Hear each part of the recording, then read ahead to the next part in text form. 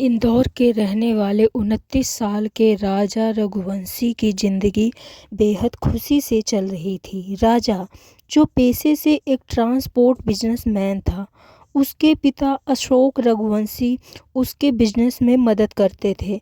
तो वहीं राजा की मां उमा रघुवंशी हाउसवाइफ थी। राजा के और 3 भाई बहन थे, जहां सचिन रघुवंशी, विपिन रघुवंशी 2 भाई राजा के साथ ट्रांसपोर्ट बिजनेस संभाल रहे थे।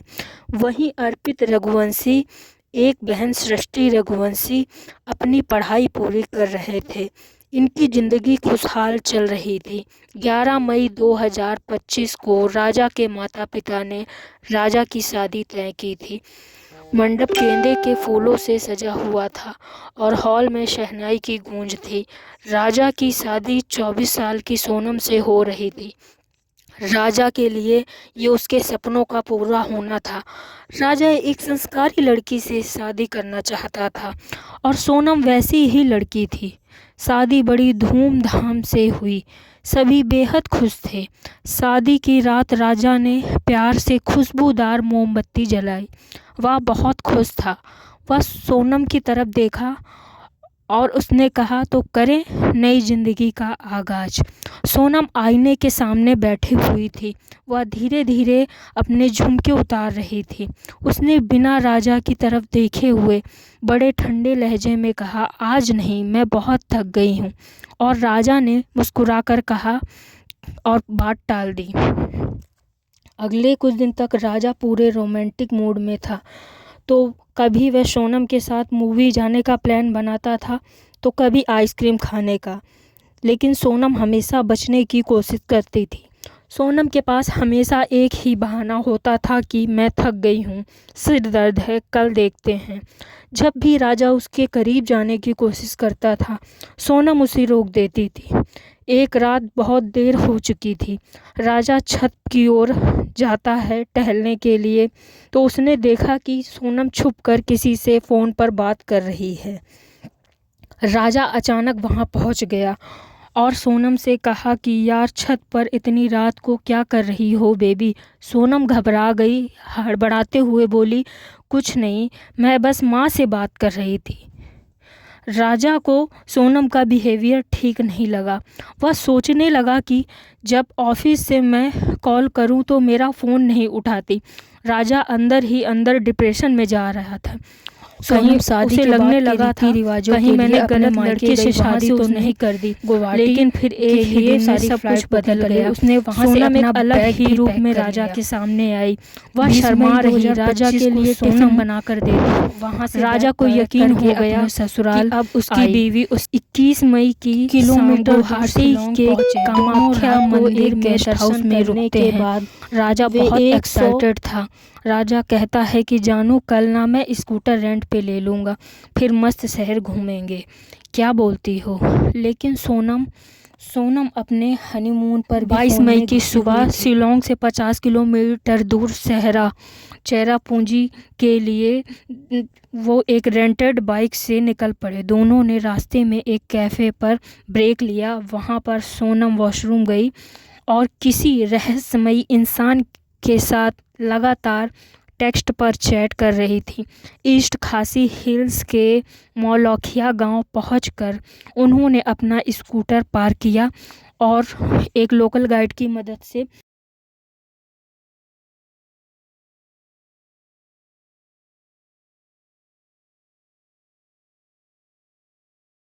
थी कि अपनी अंगूठी और अपना मंगलसूत्र उसी कमरे में भूल गई। दोनों हाथ में हाथ डाले ट्रैक पर निकल गए। सोनम ने वहां खड़े 3 आदमियों से मदद मांगी। सोनम ने पूछा कि ये रूट ब्रिज का रास्ता कहाँ से पड़ेगा। उनमें से एक आदमी ने कहा, ये बस यहीं ऊपर, और हम भी वहीं जा रहे हैं। सोनम ने तुरंत कहा, तो आप ही हमारे साथ चलकर हमें रास्ता बता दीजिए।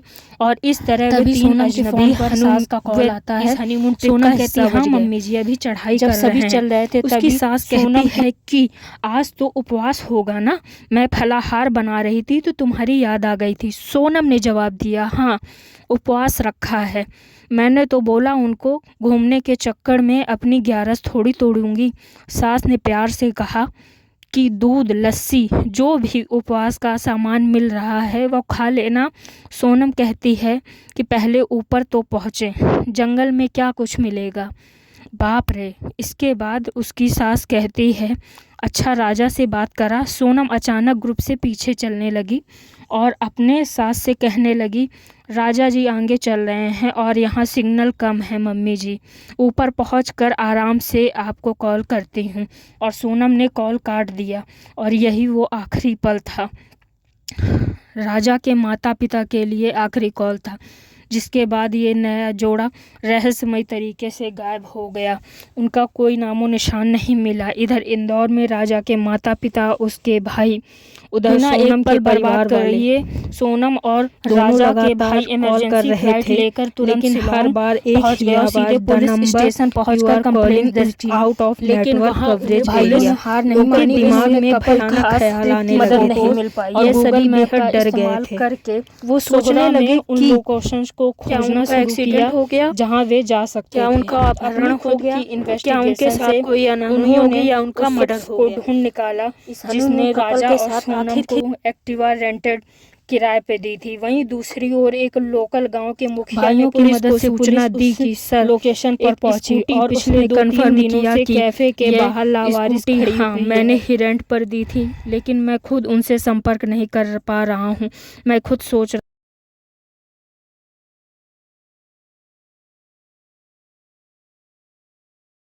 पानी खरीदा था और वह हिंदी में बात कर रहे थे और यहाँ से वह इसके बाद ट्रैकिंग के लिए निकले थे। 26 मई को पुलिस ने गांव वालों के साथ मिलकर ट्रैक और झरनों के आसपास खाक छानी, लेकिन किसी को कुछ नहीं मिला। उन्हें गायब हुए 4 दिन बीत चुके।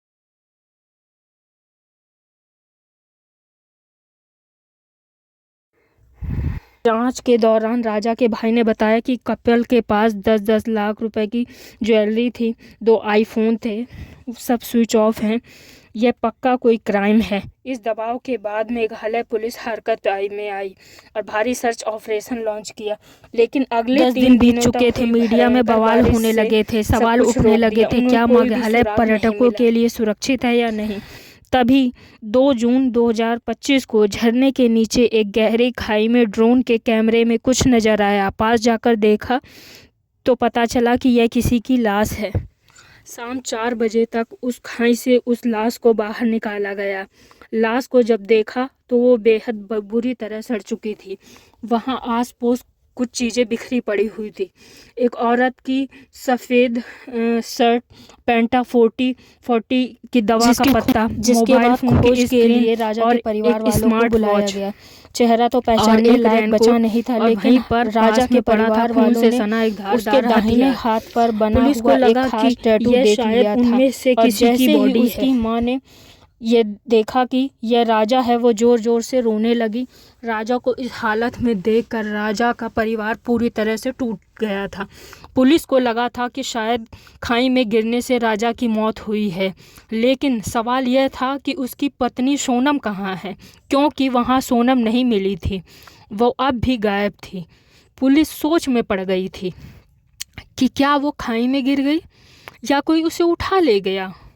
2 जून को राजा की लाश मिलने के बाद जब पोस्टमार्टम रिपोर्ट आई तो पुलिस के पैरों तले जमीन खिसक गई। यह कोई एक्सीडेंट नहीं था और सबसे बड़ी चीज में खुलासा हुआ डिटेल्स भी कि राजा के सिर पर आगे और पीछे में एक दोनों तरफ से बहुत जोरदार सामने आ रहा था, जो कि यह बात पक्की हो गई थी कि राजा की जान पर होने के बाद नहीं हुई, बल्कि उसे मारा गया था। इस कंफर्मेशन के बाद 40 अलग अलग लोकेशंस के सीसीटीवी फुटेज खंगाले गए। 7 जून को इस केस में एक बड़ा सुराग मिला। अल्बर्ट डी नाम के एक लोकल टूरिस्ट गाइड ने पुलिस स्टेशन आता है और पुलिस को कहता है कि मैंने न्यूज़ में देखा राजा और सोनम की फ़ोटो को पहचान लिया। उसने पुलिस को बताया, मैंने उन्हें देखा था, वो लड़की बहुत चुपचाप थी। पुलिस का शक वो 3 अजनबियों पर राजा के पीछे घूम रही चल रही जो ट्रैक पर कपल के साथ कुछ गड़बड़ लगा। एक और गाइड चमत्कार अल्बर्ट हुआ। डी ने सोनम ने बताया एक नए कि फोन में कुछ अपना दिन सिम पहले कार्ड डाला सोनम और सिर्फ कुछ पलों के लिए अपना राजा ने डेटा उसकी ऑन ट्रैकिंग किया सर्विस पुलिस लेने ने बिना कोई WhatsApp WhatsApp message check location करने के लिए। जब लेकिन पता पुलिस लगाया उसी तो वह ताक लोकेशन शिलोंग या नेपाल की नहीं थी, बल्कि वह लोकेशन थी सोनम के अपने होम टाउन इंदौर की। 8 जून को मध्य प्रदेश और मेघालय पुलिस ने एक ज्वाइंट सर्च ऑपरेशन शुरू किया। पुलिस को किसी तरह से पुलिस ने तुरंत ही उसे धर दबोचा और संजय उसके वर्मा साथ का साथ पता चल उसके गया जो था, दोस्त थे जो एक उन्हें भी सुनसान पकड़ घर में लिया। अपने जब दोस्तों पुलिस के साथ ने बैठा उनकी हुआ शक्ल था देखी तो वह हैरान रह गए। ये वही 3 लोग थे जो उस दिन ट्रैक पर राजा और सोनम के साथ साथ अजनबी बनकर चल रहे थे। उन सभी को राजा के मर्डर के चार्ज में अरेस्ट कर लिया गया था, लेकिन सोनम वहां नहीं थी। उसका अभी भी पता नहीं चल रहा था। कहानी अब इंदौर से निकल कर उत्तर प्रदेश के गाजीपुर जा मौजूद ढाबे वाले से कहती है कि भैया 2025 को मुझे रात प्लीज के 1 बजे फोन कॉल करना है। चेहरा जैसे ढके ही हुए वो एक फोन पर 24 बात साल की लड़की करना शुरू करती है, वह फूट फूट कर रोना शुरू कर देती है और अपने पिता से कहती है कि पापा मैं यहाँ हूँ, मुझे नहीं पता क्या हो रहा है, मुझे बहुत डर लग रहा है, प्लीज़ मेरी मदद करें। यह कहकर उसने फ़ोन वापस ढाबे वाले को दे दिया। फ़ोन पर उसके पिता ढाबे वाले से कहते हैं कि प्लीज़ उसे सुरक्षित रखने के लिए पास के पुलिस स्टेशन में संपर्क करें।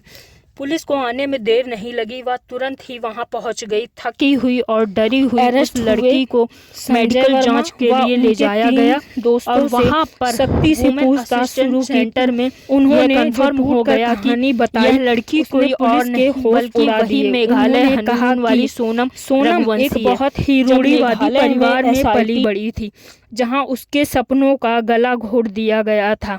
वह MBA करना चाहती थी, लेकिन घर वालों ने कहा कि लड़की हो, दायरे में रहो, हद में रहो, जैसे हम बोले वैसा करो। उसने सब कुछ मान लिया। उसका नाम था राज परिवार की मर्जी के मुताबिक अपने खानदानी बिजनेस में एक लकड़ी के बिजनेस में काम करने लगी था, लेकिन परिवार से दूसरी जाति का था। सोनम ने जब अपने घर पर राज से शादी करने की इच्छा जताई तो तब उसकी माँ ने बुरी तरह डांट दिया। पापा को दिल की बीमारी है, मर जाएंगे वो। इसलिए उसके माता पिता ने उसकी अरेंज मैरिज करने का फैसला तय किया और उसके पिता ने उसे पति के रूप में राजा रघुवंशी को चुनने के लिए कहा। तो सोनम के पास कोई चारा नहीं था और सिर्फ अपने परिवार की खुशी के लिए उसने अपने प्यार की कुर्बानी दे दी। लेकिन शादी के बाद भी सोनम का प्यार खत्म नहीं हुआ और वो चुपके चुपके राज से मिलती रही। दोनों को एक दूसरे के साथ अपनी जिंदगी बितानी थी, जिसके बाद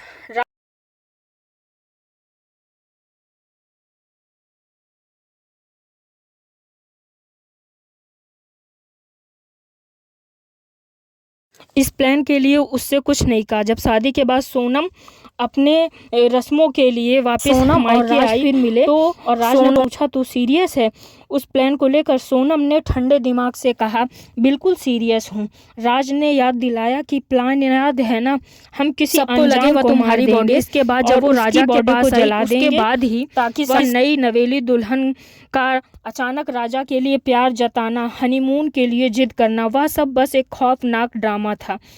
और हनीमून के दौरान वह लगातार फ़ोन पर जिससे बात कर रही थी वो और कोई और नहीं उसका आशिक लवर राज कुशवाहा था। राज ने ही सोनम के फ़ोन में अपना नंबर संजय वर्मा के नाम से सेव किया था। उसी ने अपने 3 बनाया था को पैसों और मोबाइल का लालच देकर इस साजिश का हिस्सा बनाया था और इसमें शामिल किया था। राज और उसके दोस्त एक जगह पर रुक ट्रिप के दौरान सोनम उन 3 व अपने आशिक को अपनी लोकेशन दे रही थी कि सोनम सुबह ट्रैक पर जाने के लिए कितनी एक्साइटेड और इसी बहाने। लेकिन प्लान में अचानक एक बदलाव हो चुका था। 2 रात पहले सोनम से फ़ोन पर राज ने एक बात कही थी कि रास्ते के कांटे को ही हटा देते हैं, यानी किसी अनजान बनाया गया नहीं। जब राजा ने पीछे मुड़कर सोनम से कहा बेबी हाथ पकड़ लो, तभी राज के एक दोस्त ने जोरदार हथियार से पूरी ताकत से राजा के सिर के पीछे मौत हो गई। इसके बाद चेहरे के पीछे वार किया, राजा झरने के पास उसी गहरी खाई में फेंक दिया और बिहार के रास्ते इंदौर वापस आ गए। सोनम माओदुख से टैक्सी लेकर शिलोंग गई, फिर टूरिस्ट कैब से गुवाहाटी पहुंची। उसके बाद ट्रेन बदल कर पुलिस की ट्रैकिंग से बदलने के लिए उसने फ़्लाइट नहीं ली थी, बल्कि उसने कई ट्रेनें बदली और अपना फ़ोन रास्ते में पुराना फ़ोन भी तोड़कर फेंक दिया। और वो इसके बाद वह अपने घर नहीं गई, बल्कि इंदौर में अगले 13 दिनों तक ये रहने लगी। दोनों इंदौर में ही छुपे रहे थे, जबकि मेघालय व इंदौर पुलिस राजा और सोनम को तलाश रही थी। 8 जून 2025 की सुबह 4:10 पर सोनम बुर्का पहनकर अपने इंदौर के ठिकाने से दोनों अलग-अलग शहरों में रहने लगे, जब बनाया मामला शांत न हो जाए, लेकिन जा सकते हैं। नौसिखियों को यह नहीं पता था कि आज के डिजिटल दौर में आपके फुटप्रिंट आसानी से तय किए जा सकते हैं। पुलिस ने राज और उसके पकड़ लिया। रास्ते में सोनम राज को कॉल करती है, लगातार कॉल करती है। हैरान थी कि उसका फ़ोन राज को क्यों नहीं लग रहा। कभी राज के किसी दोस्त ने उसे खबर की, भाभी राज पकड़ा गया है, सब पकड़े गए हैं, सब खत्म हो गया, भागने का कोई रास्ता ना देख। इसीलिए अपना सारा उसने ढाबा वाले से फ़ोन लेकर के पास कोई चारा सरेंडर कर दिया। पूछताछ के बाद पुलिस ने इंदौर के एक नाले के पास से एक पिस्तौल और 2 मैगजीन भी बरामद की थी।